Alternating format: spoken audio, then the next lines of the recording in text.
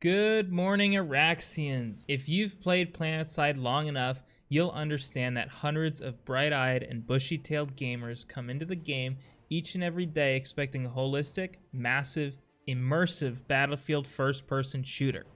Now, the honest truth is that Planetside 2 doesn't just hand you that experience, you need to fight for it. To be clear, kill-to-death ratio has always been a contentious subject in any FPS. Never mind an MMO like Planetside 2, but I don't think many disagree that nobody enjoys being constantly sent to the spawn room, seemingly without any hope of doing the things they want to do in game. That is why this video is going to focus on my top 10 things you can do without any innate talent or skill or even that much practice that will have you doing more of what you like best in this wonderful game. This guide will enable you to play proactively, not reactively, and for that reason, stick around until the end.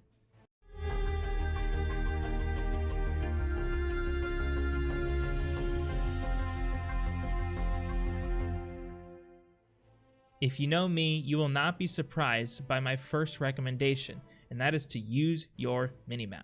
In a game like Planetside 2, the minimap is a dev-sanctioned wall hacking tool, and you should treat it as such.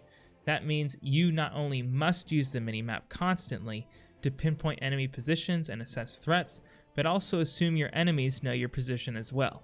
There are simply far too many ways for an infantry player to show up on the minimap to foolishly think that you are safe. If you are not using the minimap, I can personally guarantee that any player worth their salt is going to mop the floor with you most of the time.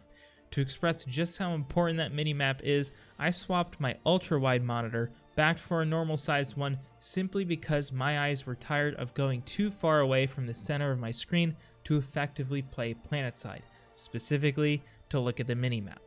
I go over more in-depth use of the minimap in my video Conquering the Scale of Planetside 2, but the extra tips and tricks involve expanding your minimap using the H key, where when enlarged you can see faction population percentages in your current hex, which is a great tool especially for smaller fights and understanding how many enemy reinforcements are arriving throughout a battle.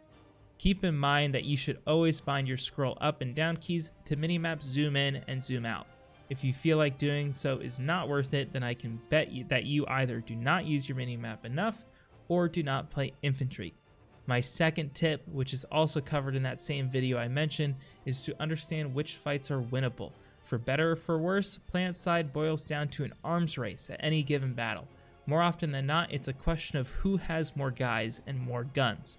Understanding enemy population and their use of force multipliers such as vehicles and mech suits influences you and your faction's ability to be successful. There are different levels to inspecting this, but my preference is to hint, use the minimap to see enemy armor and air, number and percent population of enemy soldiers, and where they are positioned. You can also take a peek at the leaderboard as well using the tab key to see how your faction is faring in general. If things look dire, it is probably not going to be a good time and you should look to fight elsewhere. That isn't to say that you cannot defend that base. Some of the best farms are from fights like these, but it takes specific skills or a band of teammates to outwit the competition by working together, not things that I am assuming you possess, especially on a regular basis or if you are new to the game. Avoid these fights like the plague if you don't know what you're doing. If you decide to fight at ill-advised bases, just let the information at least inform your decision making. You need to overvalue your threats if you want to be successful. There is no point in charging head-on into a wall of bullets unless it's to recapture a point with the knowledge that allies are following behind. So you are going to want to flank and use classes such as the Infiltrator or Light Assault to do so. If you think about it, the more overpopped your enemy is or spawn camped you are, it means more people are likely staring at their minimap for anything to pop up for them to run to like bloodhounds and kill. Use this to your advantage. Which brings me to my next two tips, which are to 1, do not get tunnel visioned, and 2, learn how to string out enemies into a series of 1v1 fights. These two tips go hand in hand with the past scenario because when enemies overpop, they tunnel vision onto whatever they can shoot at.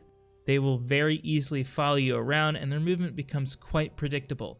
This is bad news for them and you must not emulate this behavior. Why? Because it'll get you killed. When you get tunnel visioned, you by definition suppress other important threats to your life.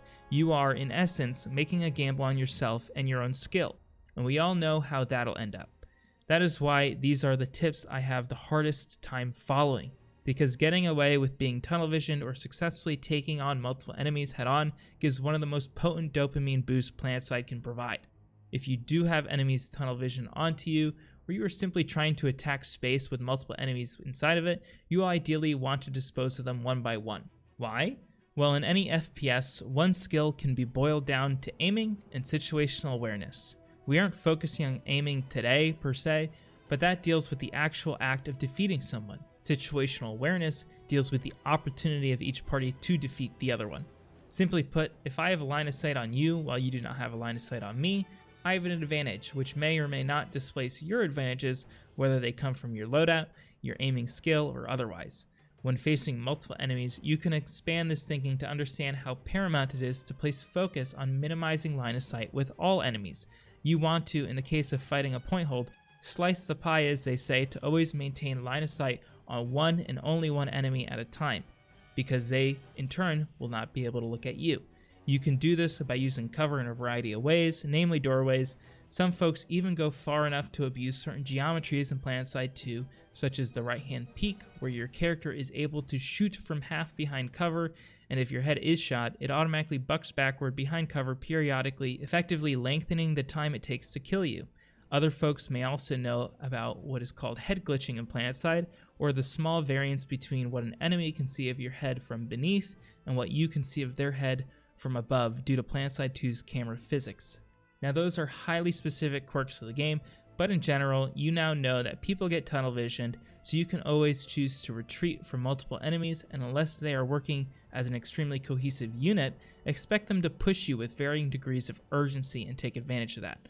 Known as baiting, this is always considered slightly cheesy, but everyone does it intentionally or not because it makes sense and is effective, and in all honesty, it's their fault if they die. Even if you know for a fact that those coming after you are far too skilled for you to have a chance, moving them out of position or towards your allies does more for the fight than simply submitting to them. Interestingly enough, this is one example of an infantry mechanic that applies to vehicle and air gameplay as well, with ESFs leading one another into anti-air nests all the time, whether it be from player-made base turrets and even warp gates.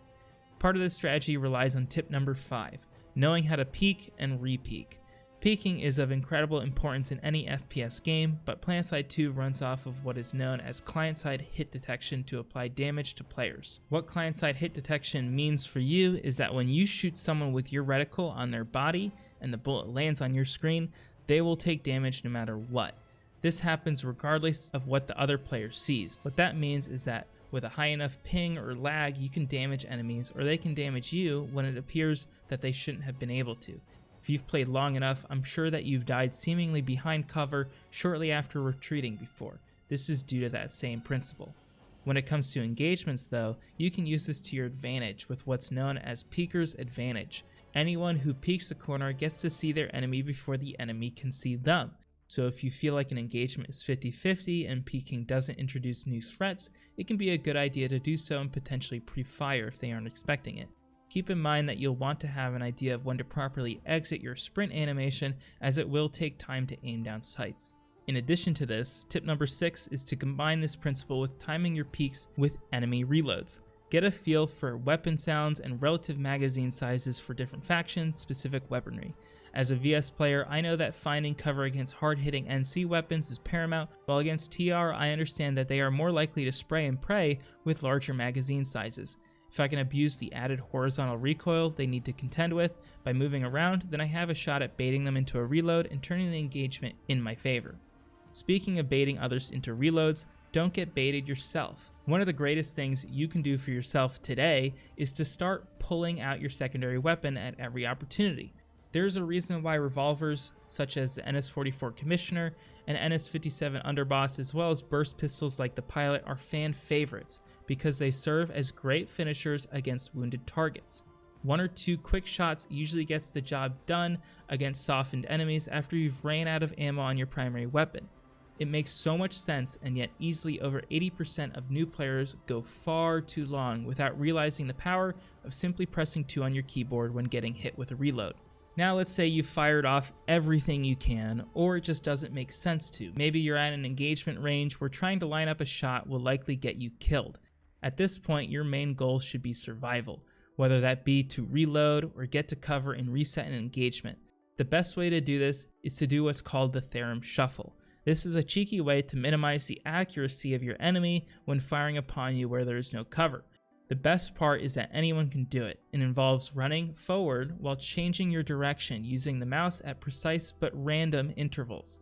The key word here is random. Your movement being unpredictable is what keeps you alive. The other important thing to point out is that you need to actually move around on the enemy screen. That means not changing direction too wildly or too frequently, since you'll just appear to be spinning around in place and still be an easy kill. I'll link a video in the top right that does a better job explaining the Therum Shuffle than I can. Other movement quirks revolve around taking advantage of departing from certain movement metas against players you know are good. Things like throwing in a jump when changing direction, or a singular crouch can throw off good players who play the game expecting everyone to play a certain way. Doing such things isn't advised against normal players since they expect random behavior, or aim poorly enough where doing so will actually give them a free headshot, so use them at your own risk. These last two suggestions come at the end with the caveat that they somewhat limit gameplay, so feel free to ignore them if you wish, but I feel like I'd be doing a disservice without making you all aware of them. First of the two is to use medkits. Believe me, C4 is super cool and is also great for team play and making an impact on the battlefield, especially if you have a hard time aiming a normal gun. However, explosives only help you crush to get easy kills at the end of the day and make you take on more risks than you should to get that epic max kill. The reality is that using medkits, and yes, medkit chugging while say Therum shuffling, will save your spandex more often than not. You won't have to give up an implant spot or wait extra time to reach full HP without a competent medic or infantry terminal nearby, which is a huge advantage, especially when taking on multiple enemies and hopefully stringing them out into a series of 1v1 fights. While we talk about C4 bringing about risky playstyles, my 10th and last tip expands on that by imploring you to stop playing Light Assault. At least until you've mastered some of what we went over today. I know, it's my favorite class too, and the reality is that Light Assault is an awesome class to play, especially for a new player who isn't used to large-scale FPS where you can fly around. It sounds great, but in reality, starting out, to everyone else, you are fresh meat and an easy kill 9 times out of 10 while playing Light Assault. I'm willing to bet my certs that there are well over 1 million inactive Planetside 2 accounts whose last played class is Light Assault, and that's for a reason. Take the time to understand the game and threats involved before venturing to one of the hardest and most rewarding classes in Planetside. Play Heavy Assault to slow the game down and process 1v1 engagements, and support classes to understand battle flow, threats, and to get those hard-earned certs. After that, you'll have the understanding to perform much better with flanking classes such as Light Assault and even Infiltrator. Doing the opposite will only stunt your growth as an infantry player, perhaps for years. That's going to do it for me today. Overall, we went over a lot of material, but I want to stress that you don't have to play the game the way I've described. It is a sandbox after all.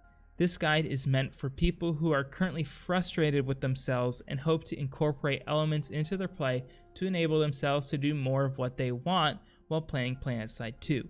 Nobody here is telling you to become some pro gamer if you don't want to. Don't forget to subscribe and turn on notifications, as I'll be following up this video with one that goes over the basics for Planetside 2 weapon mechanics, what types of recoil exist, what they mean, and what is actually important versus not, and the like. I'll also include details that go over the new attachments and how to best apply the information to Planetside current day arsenal. As always, follow me on Twitch at ApolloPS2 to ask me questions or watch me frag out and win alerts on Emerald VS with my outfit VKTZ Tuesdays, Thursdays, and Sundays at 9 PM Eastern. Until next time, I'll catch you on Araxis.